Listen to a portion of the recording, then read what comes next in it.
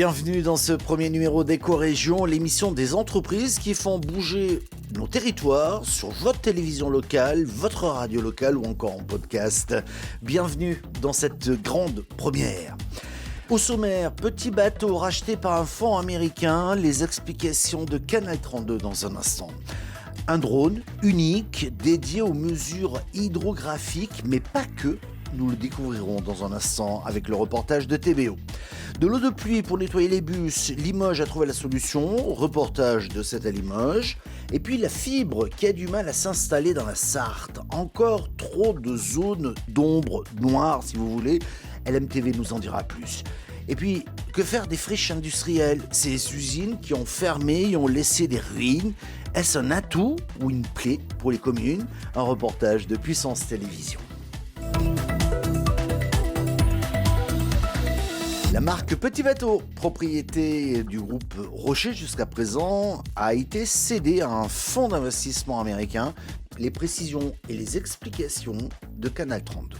Après le groupe Rocher, Petit Bateau va voguer sur de nouvelles eaux. Ce jeudi en fin de matinée, le nom du repreneur de la marque de prêt-à-porter pour enfants a été dévoilé.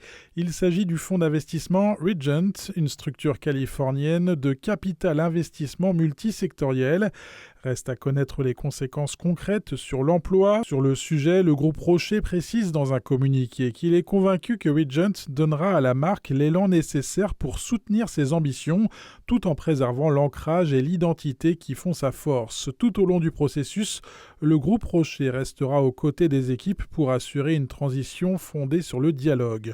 Le 15 janvier dernier, le groupe Rocher avait annoncé que la marque Petit Bateau était à vendre afin d'insuffler une nouvelle dynamique dans l'entreprise. Il aura fallu donc près de 9 mois pour boucler la reprise. En se séparant de Petit Bateau, le groupe Rocher, originaire de Bretagne et propriétaire de la marque Yves Rocher, souhaitait se recentrer sur son cœur de métier, les cosmétiques. Il possédait la marque Petit Bateau depuis 1988 et avait permis depuis un redressement économique spectaculaire. Cette reprise est une étape importante pour Troyes et son agglomération.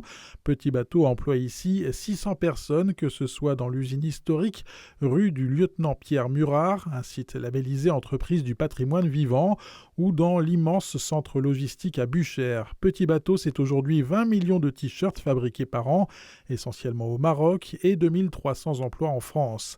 Dès l'annonce de la mise en vente du pionnier de la mode enfantine, François Barouin, le maire de Troyes, était monté au créneau pour sensibiliser les repreneurs potentiels à l'importance historique et économique de la marque pour la cité tricasse depuis 131 ans. Nul doute que les décideurs locaux vont continuer à garder un œil sur cette reprise à l'accent américain. Et voici un nouveau genre de drone maritime cette fois-ci. À Brest, le service de la Marine nationale vient de réceptionner le Marlin, son premier drone de surface dédié à la prise de données hydrographiques, mais pas que. Un reportage de TBO. Alors le drone qui évolue derrière moi, donc c'est un Drix de la société Excel que nous avons baptisé Marlin. Donc il est très profilé pour bien passer dans la mer. Donc ça c'est ses qualités de navigation, qualité d'endurance aussi puisqu'il peut travailler 24 heures sur 24. Donc il est propulsé par un moteur diesel. Cet engin il permet de mesurer la profondeur. Donc il a pour ça un sondeur acoustique, un sondeur multifaisceau qui mesure la profondeur donc sous la quille. Il peut mesurer également la nature des fonds avec un sondeur de sédiments. Ça sert pour faire élaborer les cartes marines. Ça sert pour réaliser des levées à des endroits, par exemple, où on veut implanter des fermes d'éoliennes. Ça sert aussi à aller construire ce qu'on appelle des modèles numériques de terrain, donc des espèces de surfaces en 3 dimensions qui sont utilisées dans le modèle de prévision océanographique. Quand on fait un modèle de prévision océanographique, on a besoin d'avoir une description très précise du fond des océans pour pouvoir faire tourner ces modèles. Il sert également donc peut servir à terme à mesurer du magnétisme, des champs géophysiques qui sont utilisés dans des applications civiles et militaires. Une première en France, un nouveau système unique de récupération et de traitement de l'eau usagée pour le lavage des cars et autres bus alimentés par de l'eau de pluie. Cette installation permet de réutiliser presque chaque goutte, et encore. Un bel exemple de mobilité durable et d'innovation locale. Un reportage de 7 à Limoges. Direction la régie régionale des transports de la Haute-Vienne, où est en test depuis près d'1 an un système de récupération d'eau de lavage d'écart, une première en France. Aujourd'hui, on est sur le 2.1 de la station de lavage de la régie, où on était, on va dire, sur un système vieillissant et avec beaucoup, on va dire, de produits qu'on était obligé d'injecter dans l'eau de lavage, dans l'eau de recyclage pour la tenir à peu près propre, pour pouvoir trier les particules en suspension dans nos cuves et tout. Donc c'était plus trop d'actualité, le système vieillissant, on est passé sur un système, on va dire, à l'ozone, de traitement des eaux. Et on est on peut pas dire à 100% parce que de l'eau de lavage eau de pluie, parce que malheureusement les règles de l'eau ne nous permettent pas d'utiliser à 100% comme on pourrait une station de lavage en eau pluviale, mais on est à 99%. Une réutilisation quasiment infinie de l'eau pluviale grâce au travail et à l'installation de l'entreprise GEBOTP, le tout avec un entretien minime. L'installation est très simple d'utilisation. On récupère de l'eau de pluie aujourd'hui. Elle nous sert à deux choses. Elle nous sert pour laver, 2 pour rincer. La première pour laver, pour faire un apport d'eau dans notre système de lavage, et en sortie de lavage, un système de rinçage, qui nous sert pour les deux choses. L'eau remonte ensuite dans cette cuve pouvant contenir jusqu'à 30 000 litres. Elle est traitée à l'ozone et repart dans le circuit de rinçage d'écart. Cette méthode très innovante permet donc des économies d'eau importantes pour la régie. Une importance cruciale pour aujourd'hui et les années à venir quand on sait que l'eau devient une ressource rare. 100% des foyers en Sarthe sont éligibles à la fibre. Le département est pionnier dans ce secteur et des milliers d'habitants en jouissent déjà. Mais certains ménages rencontrent des difficultés et des délais parfois très longs. La fibre n'est pas au rendez-vous. Illustration avec ce reportage de LMTV. Obtenir ce boîtier fibre pour ce couple, cela relève du parcours du combattant. Depuis 2021 et leur emménagement, avoir une connexion internet stable est impossible. C'est compliqué en fait, on fait tout en partage de connexion, sauf que on n'a pas des forfaits illimités. Donc là actuellement on est le 3 septembre, moi je n'ai plus de forfait, je suis en débit réduit jusqu'au 11 septembre.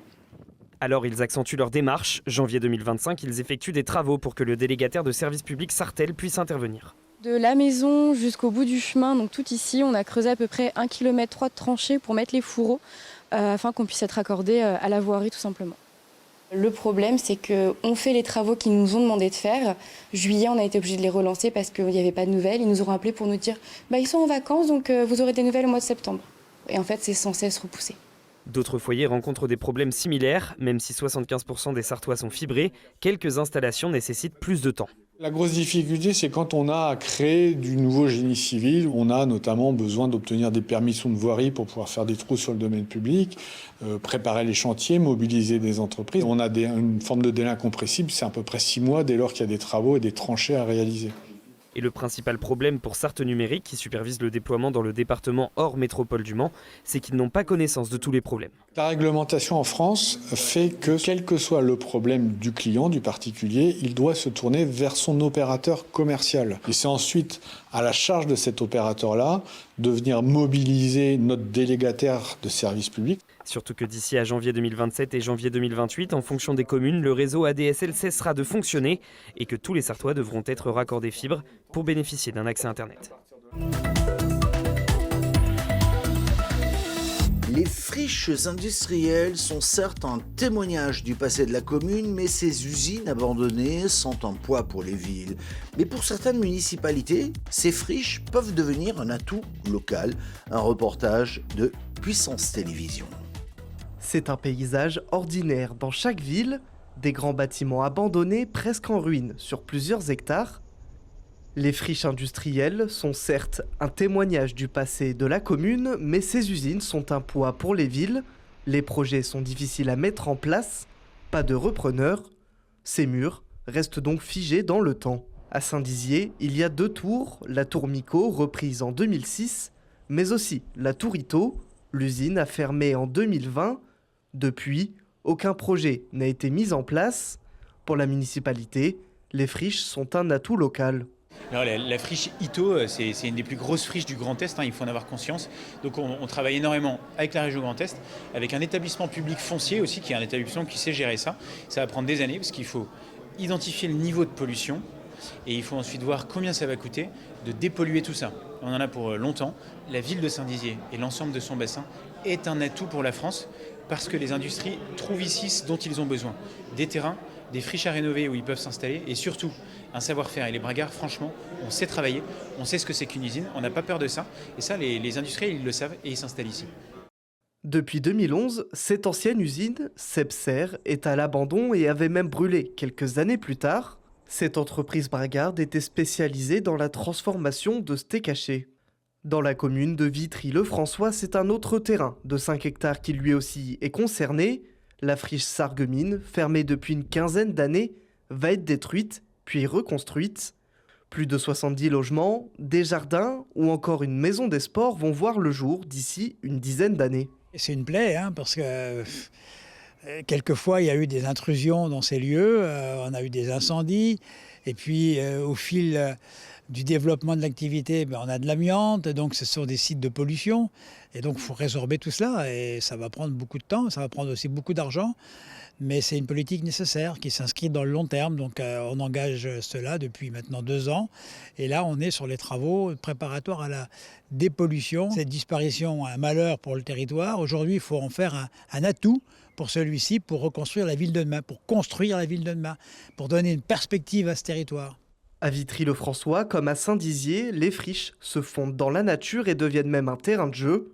Dans le département de la Marne, il y a 199 sites industriels abandonnés, presque tout autant en Haute-Marne. Pourtant, ces bâtiments sont des fois réindustrialisés, comme la friche Renault, reprise depuis maintenant plusieurs mois. Merci d'avoir suivi cette émission que vous pouvez retrouver en podcast, audio ou vidéo sur le site de votre télévision locale, mais vous pouvez également nous retrouver sur toutes les bonnes plateformes de podcast vidéo. Et puis un grand merci également à toutes les radios qui nous diffusent. À la semaine prochaine.